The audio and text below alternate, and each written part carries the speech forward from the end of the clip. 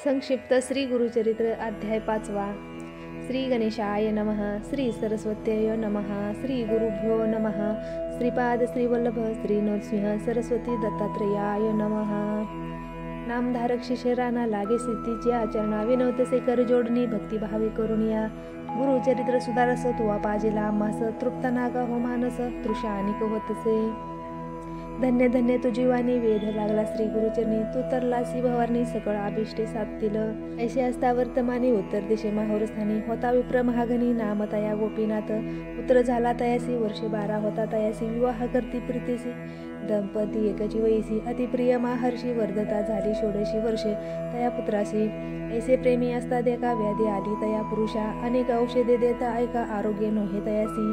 पुरुषावरी आपुला प्राण करी नित्य उपोषण पतीस देता औषध जान प्राशन करी आपणही.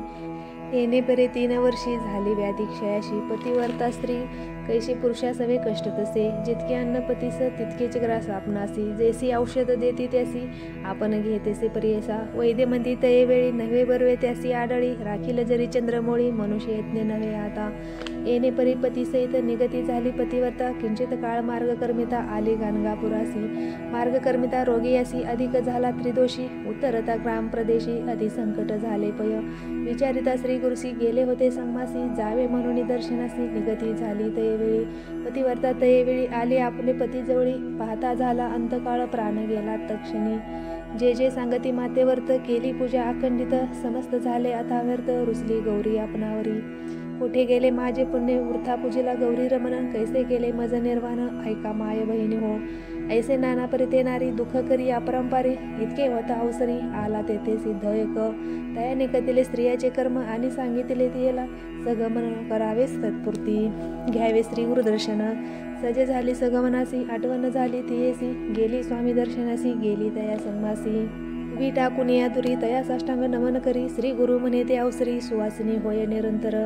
विप्र म्हणती स्वामीसी हिचा पती पंचतत्वासी पावला परमधामासी सुवासिनी केवी होय.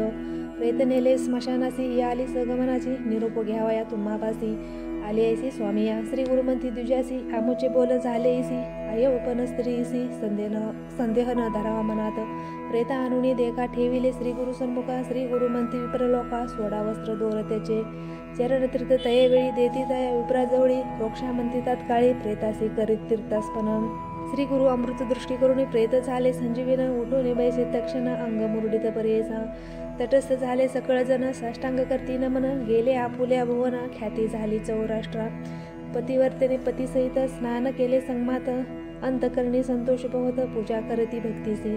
नित्य समाराधना देख करीत होते भक्त अनेक कधी नाही अनारोग्य नाही ऐसा दिवस नाही. ऐसे होता एके दिवशी दुर्बल तुझ आला परेसी असे काश्यप पुत्रसी नाम तया भास्कर.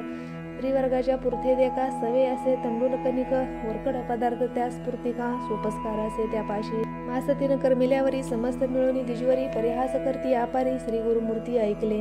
बोलाविते त्या ब्राह्मणासी आजी भिक्षा करावी आम्हासी स्वयंपाक करी वेंगेसी म्हणती श्री गुरु कृपा सिंधू. आणले तो एक शूर घृत शाखा दोन्ही त्यात पृत स्नान करून सुचिरभूत स्वयंपाक केला तयेवेळी. आमंत्रण केले समस्त ग्रामवासियासी केले सर्वांचे प्राणी मात्र नाही उपाशी घडला ऐसा चमत्कार. समस्त तटस्थ झाले लोक म्हणती देखील आजे कौतुक अन्य होते स्वल्पचार शस्त्र के विजेविले. इति श्री गुरुचरित्र संक्षिप्त नाना प्राकृत कथा संबंध सदा पठित भाविक भक्त पंचमाध्याय गोडहा. श्री गुरुदेव दत्त. इति श्री गुरुचरित्र संक्षिप्त पंचमाध्याय संपूर्ण. श्री गुरुदेव दत्त महाराज चरणार्पणमस्तु.